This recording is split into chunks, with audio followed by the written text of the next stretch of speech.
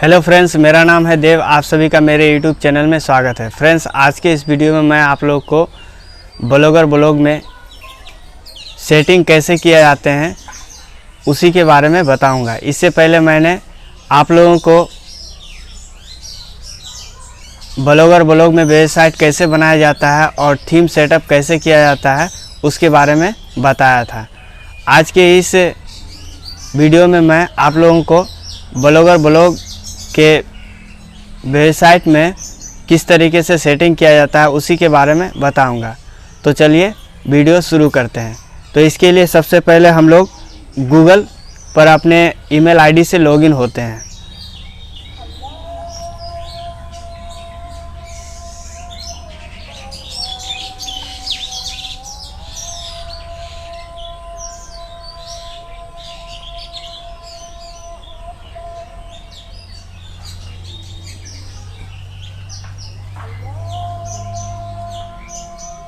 उसके बाद सेटिंग के ऑप्शन पर चलते हैं। जैसा कि मैंने सेटिंग के ऑप्शन पर आ गया है तो सबसे पहले आता है टाइटल। तो टाइटल में हम जो है नेक्स्ट, इससे पहले प्रीवियस वीडियो में मैं एक ब्लॉग क्रिएट किया था जिसका टाइटल रखा था हिंदी इन जीके। तो यहाँ पर दिखता है हिंदी इन जीके, आप इसको चेंज भी कर सकते हैं। तो मैं अभी इसे चेंज नहीं करूँगा। अब नेक्स्ट स्टेप आता है डिस्क्रिप्शन। डिस्क्रिप्शन में आप वही चीज़ लिख सकते हैं जिसके बारे में आपका ब्लॉग, जिस बारे में आप अपना ब्लॉग क्रिएट करते हैं। तो यहाँ पर डिस्क्रिप्शन मैं ऐड करूँगा। तो इसके लिए मैंने डिस्क्रिप्शन पहले से लिख रखा है, उसे मैं यहाँ पर पेस्ट करूँगा।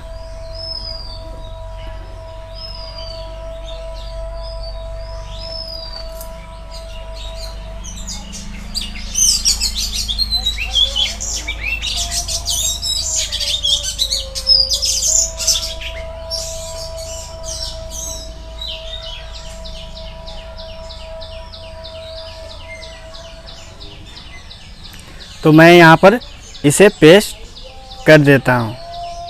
इसी तरीके से आप अलग भी डिस्क्रिप्शन लिख सकते हैं। आपका ब्लॉग जिस तरह का होगा, आपका वेबसाइट जिस तरह का होगा, उस तरह का आप जो है अपना डिस्क्रिप्शन ऐड कर सकते हैं। तो अब मैं यहाँ पर सेव पर क्लिक कर देता हूँ। इस तरीके से मेरा जो है ये डिस्क्रिप्शन सेव हो चुका है। अब आते हैं लैंग्वेज पर, ब्लॉग लैंग्वेज। यहाँ पर मेरा इंग्लिश है। अगर आप कोई अन्य भाषा में अपना ब्लॉग का आर्टिकल लिखना चाहते हैं तो वो भाषा आप यहाँ पर सेलेक्ट कर सकते हैं। तो मैं सुविधा के लिए जो है हिंदी सेलेक्ट करता हूँ और उसके बाद सेव पर क्लिक करता हूँ। उसके बाद थर्ड में आता है एडल्ट कंटेंट। तो यहाँ पर मैं इसे ऑन नहीं करूँगा, मैं इसे ऐसे ही इसे रहने दूंगा। अब आते हैं प्राइवेसी। प्राइवेसी में जैसा है वैसे ही इसे रहने दूंगा। उसके बाद पब्लिशिंग ब्लॉग एड्रेस।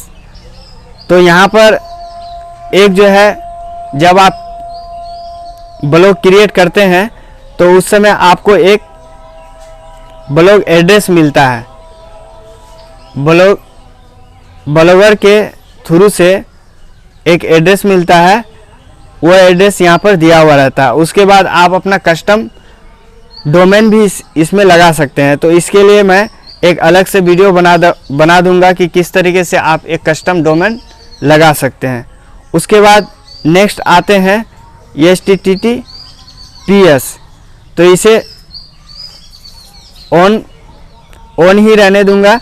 उसके बाद परमिशन में आप किसी को जो है अपना ब्लॉग का एडमिन बना सकते हैं, ऑथर बना सकते हैं। तो इसे मैं जैसा है मैं उसे वैसा ही रहने देता हूँ। उसके बाद आता है पोस्ट। इसमें विशेषकर कोई चेंज करने की आवश्यकता नहीं है। अब आता है पोस्ट।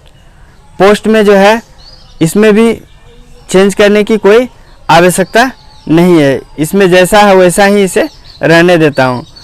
उसके बाद आते हैं कमेंट्स। कमेंट में भी जो है मुझे कुछ विशेष बदलाव करने की आवश्यकता नहीं है। अब आते हैं ईमेल में। ईमेल में भी जो है किसी प्रकार का बदलाव करने की आवश्यकता नहीं है। उसके बाद आते हैं फॉर्मेटिंग। फॉर्मेटिंग में जो है हमारा इंडिया का जो टाइम जोन है वही सेट करेंगे। तो हमारा यहाँ पर जो है ये सेट किया हुआ है। अगर सेट किया हुआ नहीं रहता है तो आप यहाँ से इसे चेंज कर सेट भी कर सकते हैं। तो मेरा जैसा है वैसा ही जो है इसे सेव कर देता हूँ, क्योंकि मेरा यहाँ पर सेट किया हुआ है और ये स्पेशल सेट किया हुआ आता है। उसी तरह से डेट हेडर फॉर्मेट ये भी सेट किया हुआ आता है, तो इसमें किसी प्रकार का चेंज नहीं करूँगा। उसके बाद आते हैं मेटा टेक्स्ट। तो ये मेटा टेक्स्ट बहुत ही इम्पोर्टेंट होता है, तो इसमें हम लोग इसको ये ऑफ है, इसे मैं ऑन कर देता हूँ। अब यहाँ पर सर्च डिस्क्रिप्शन, तो इसमें भी जो है हम लोग को डिस्क्रिप्शन लिखना है। तो वही डिस्क्रिप्शन इसमें ऐड करेंगे जो कि मैंने पहले जो है डिस्क्रिप्शन में दिया था। तो इसके लिए मैं पहले से इसे लिख रखा हूँ। यहाँ से इसे मैं कॉपी करूँगा और इसे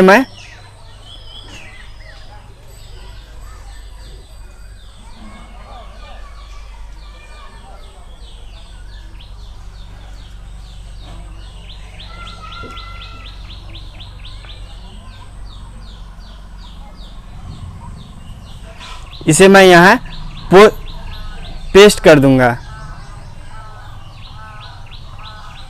इस तरीके से सेव कर देता हूं इसे। उसके बाद आते हैं एरर्स एंड रीडायरेक्ट्स। तो इसे भी मुझे कुछ नहीं करना है, इसमें कोई छेड़छाड़ी नहीं करना है। उसके बाद क्रॉलर्स एंड इंडेक्सिंग, तो इसे जो है इनेबल कर देना है, ऑन कर देना है। और उसके बाद enable custom robot header text, इसे भी इनेबल ऑन कर देना है। जैसा कि मेरा यहाँ पर एक खास इम्पोर्टेंट सेटिंग आता है होम पेज टेक्स्ट। तो इसमें जो है कुछ ऑप्शन आते हैं जिसमें कि all, no index, no follow, no none, not cheap, इस तरीके से बहुत सारे ऑप्शन आते हैं। तो इसमें मुझे मुख्यतः जो है ऑल को ऑन कर देना है। उसके बाद नो डीपी को जो है ऑन कर देना है। उसके बाद इसे सेव कर देना है। उसके बाद दूसरे पर आते हैं archive and search page text.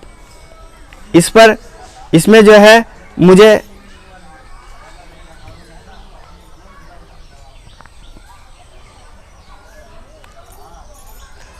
No index करना है। उसके बाद जो है नो डीपी करना है। उसके बाद इसे सेव कर देना है।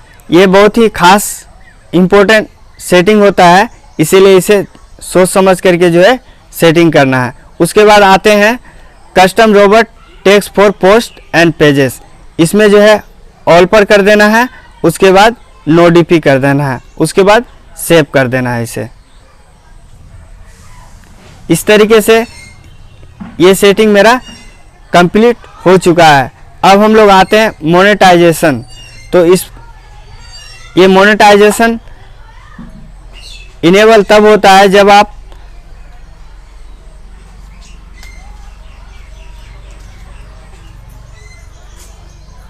आपका ब्लॉग जो है मोनेटाइज हो जाता है। उसके बाद आते हैं मैनेज ब्लॉग।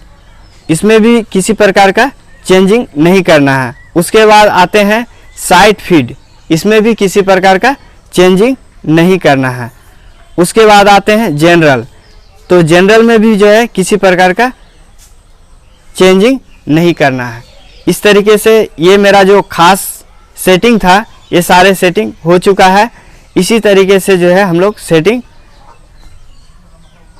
अपने ब्लॉग पर जो वेबसाइट बनाते हैं उसमें सेटिंग करना है।